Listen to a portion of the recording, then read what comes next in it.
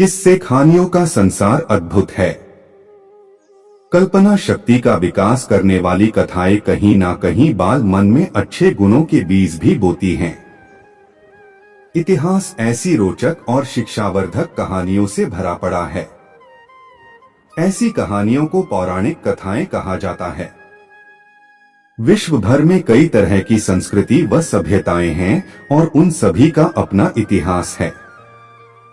प्रत्येक सभ्यता में कुछ कहानियां इतिहास के अहम किरदारों के इर्द गिर्द बुनी गई हैं। पौराणिक कथाएं संस्कृति और मानवीय मूल्य दोनों से परिचय करवाती हैं। इन कहानियों की मदद से आप अपने बच्चे को नई जानकारियां दे सकते हैं। कभी कभी बच्चे कहानी के किरदार को ही अपना हीरो मान लेते हैं। अपने व्यवहार में वो उन्हीं के गुणों को लाने का प्रयास करते हैं जिनकी चर्चा उन्होंने कहानियों में सुनी होती है। महान किरदारों के जीवन की घटनाएं उनके लिए प्रेरणा स्रोत बन जाती हैं। आज के इस सेक्शन में ऐसी ही पौराणिक और शिक्षावर्धक कहानी आपके बच्चों के लिए लेकर आए हैं। तो आइए हम पौराणिक कहानी के माध्यम से आपके बच्चों को इतिहास के महान पात्रों से मिलवाते हैं। बात भगवान राम के जन्म से पहले की है, जब भील आदिवासी कबीले के मुखिया अज के घर बेटी पैदा हुई थी। उसका एक नाम श्रमना और दूसरा नाम शबरी रखा गया। शबरी की मां इंदुमती उसे खूब प्यार करती थी। बचपन से ही शबरी पशु पक्षियों की भाषा समझकर उनसे बातें करती और जब शबरी की मां उसे देखती तो कुछ समझ नहीं पाती थी। कुछ समय बाद एक पंडित ने शबरी के परिवार को बताया कि वो आगे चलकर सन्यासी बन सकती है। इस बात का पता चलते ही शबरी के पिता ने उसका रिश्ता तय कर दिया। जैसे ही शादी का दिन नजदीक आया, शबरी के घर वालों ने खूब सारी बकरियां और अन्य जानवर घर के पास लाकर बांध दिए। एक दिन शबरी की मां जब उसके बाल बना रही थी तो उसने मां से पूछा, इतने सारे जानवर हमारे घर क्यों लाए गए हैं? मां ने जवाब दिया, बेटी तुम्हारा विवाह होने वाला है, इसलिए हम लोगों ने इनका इंतजाम बलि के लिए किया है। तुम्हारी शादी के दिन ही बलि प्रथा होगी और फिर इनसे स्वादिष्ट भोजन बनाकर सबको परोसा जाएगा। यह सब सुनकर शबरी दुखी हो गई। काफी देर तक शबरी ने उन जानवरों को आजाद करने के बारे में सोचा। सोचते सोचते शबरी के मन में हुआ कि अगर ये जानवर यहाँ नहीं होंगे तो इनकी बलि रुक सकती है। ऐसा नहीं हुआ तो मेरे घर से कहीं चले जाने पर ही यह बलि रुकेगी। जब मैं ही नहीं रहूंगी तब न विवाह होगा और न ही बलि प्रथा। इससे मासूम जानवर बच जाएंगे। इसी सोच के साथ जानवरों को रखी गई जगह पर शबरी पहुंची। उसने सोचा कि उन्हें खोल देती हूँ, लेकिन वो ऐसा नहीं कर पाई। उसके बाद शबरी जंगल की तरफ भागने लगी। भागते भागते शबरी ऋष्यमुख पर्वत पहुंच गई। वहां करीब 10,000 ऋषि रहा करते थे। शबरी को लगा कि वो भी इसी जंगल में किसी तरह ऋषिमुनियों की सेवा करके अपना जीवन जी लेगी। वो चुपचाप उसी जंगल में एक हिस्से में किसी तरह से रहने लगी। शबरी रोजाना ऋषि मुनियों की झोपड़ी के आगे झाड़ू लगाती और हवन के लिए लकड़ियां भी लाकर रख देती। ऋषि मुनियों को समझ नहीं आ रहा था कि जंगल में उनके काम अपने आप कैसे हो रहे हैं। एक दिन शबरी को किसी ऋषि ने देख लिया। उसे देखते ही उसका परिचय पूछा। जैसे ही शबरी ने बताया कि वो भील आदिवासी परिवार से संबंध रखती है तो उसे ऋषियों ने खूब डांट लगाई। शबरी को इस बात का बिल्कुल भी पता नहीं था कि उसकी जाति छोटी है और उसे ऋषियों द्वारा जाति की वजह से अपमान सहन करना पड़ेगा। इतना सब होने के बाद भी शबरी हर ऋषिमुनि के दरवाजे पहुंचती और उनके आंगन में झाड़ू लगाकर उनसे गुरु दीक्षा देने के लिए कहती। हर कोई शबरी को उसकी जाति की वजह से अपने आश्रम से भगा देता था। ऐसा होते होते काफी समय बीत गया। उसके बाद शबरी मतंग ऋषि की कुटिया में पहुंची। वहां पहुंचकर मतंग ऋषि को सबरी ने बताया कि वो उनसे गुरु दीक्षा लेना चाहती है। उन्होंने खुशी खुशी उसे अपने गुरुकुल में रहने दिया और भगवान से जुड़ा ज्ञान देते रहे। शबरी ने भी अपने गुरु मतंग ऋषि की सेवा करने में कोई कसर नहीं छोड़ी। वो गुरुकुल के भी सारे काम करती थी। शबरी से खुश होकर मतंग ऋषि ने उसे बेटी मान लिया था। समय के साथ मतंग ऋषि का शरीर बूढ़ा हो गया। उन्होंने एक दिन शबरी को अपने पास बुलाया और कहा, बेटी मैं अपना देह त्यागना चाह रहा हूँ।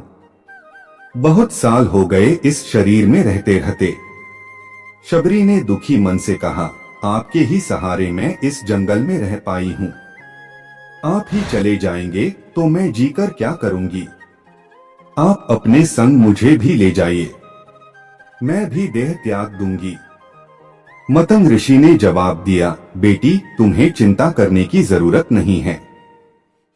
राम तुम्हारी चिंता करेंगे और ध्यान भी रखेंगे।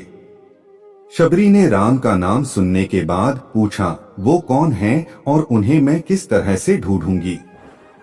मतंग ऋषि ने बताया, राम कोई और नहीं भगवान है। वो तुम्हें सारे अच्छे कर्मों का फल देंगे। तुम्हें उन्हें ढूंढने की कोई जरूरत नहीं है। वो एक दिन खुद तुम्हें खोजते हुए इस कुटिया में आएंगे और तुम्हें उनके हाथों ही मोक्ष मिलेगा। तब तक तुम इसी आश्रम में रहो। इतना कहते ही मतंग ऋषि ने अपना शरीर त्याग दिया।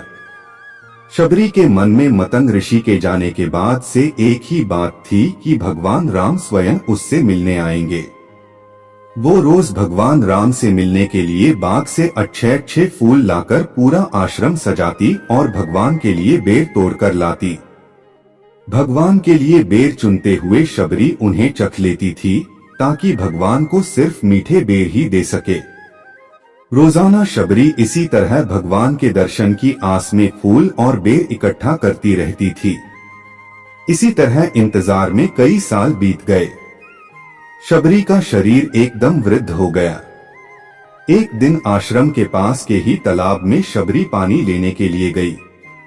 तभी पास के ही एक ऋषि ने उसे अछूत कहते हुए वहां से भागने के लिए कहा और एक पत्थर मार दिया। वो पत्थर जब शबरी को लगा तो उसे चोट लगी और खून बहने लगा।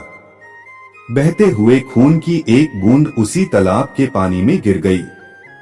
तभी पूरा तालाब का पानी खून में बदल गया।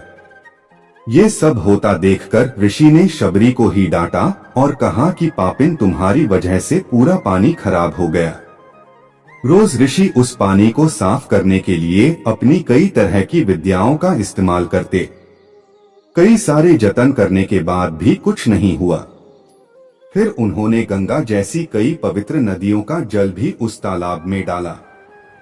फिर भी तालाब का पानी साफ नहीं हो पाया और वो खून जैसा ही रहा। कई सालों तक तालाब के पानी को साफ करने की कोशिश के बाद भी कुछ काम नहीं आया तो ऋषि ने थककर सब कुछ छोड़ दिया। इस घटना के कई सालों के बाद भगवान राम अपनी पत्नी सीता के हरण के बाद उन्हें ढूंढते हुए उसी तालाब के पास पहुंचे। ऋषिमुनियों ने उन्हें पहचान लिया।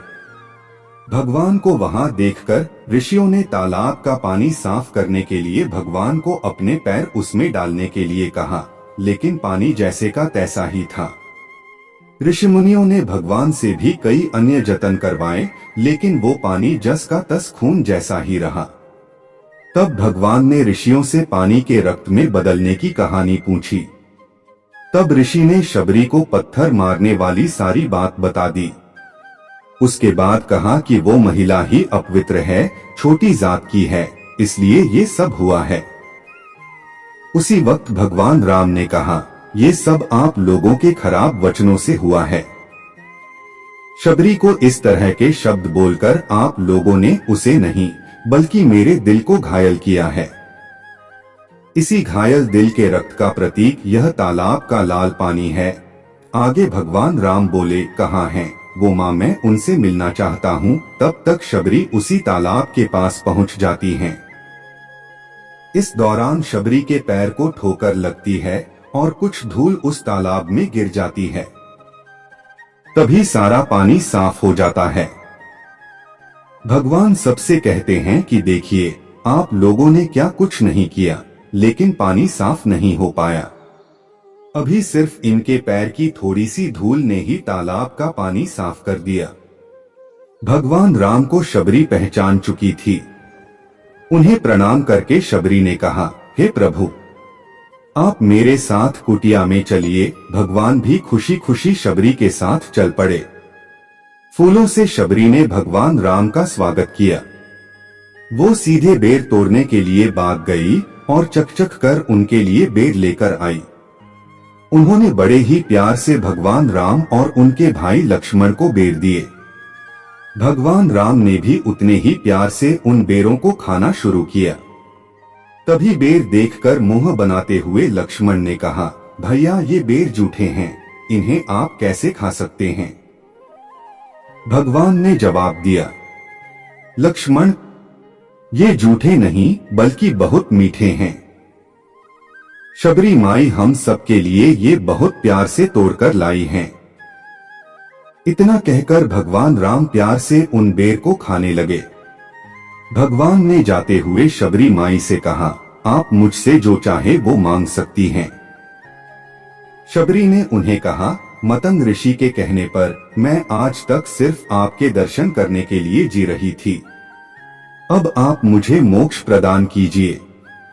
मैं अपना शरीर आपके सामने ही त्यागूंगी। उसी वक्त शबरी ने अपना शरीर त्याग दिया। भगवान राम ने अपने हाथों से उनका अंतिम संस्कार किया और सीता माँ की खोज में आगे बढ़ गए। इस तरह से ऋषि मतंग की बात सच साबित हुई और शबरी को भगवान राम के दर्शन भी हुए। तभी से भगवान राम को शबरी के राम भी कहा जाने लगा। आज के लिए बस इतना ही। मिलते हैं अगली वीडियो में, तब तक के लिए जय श्री राम। दोस्तों, अपना ख्याल रखिएगा।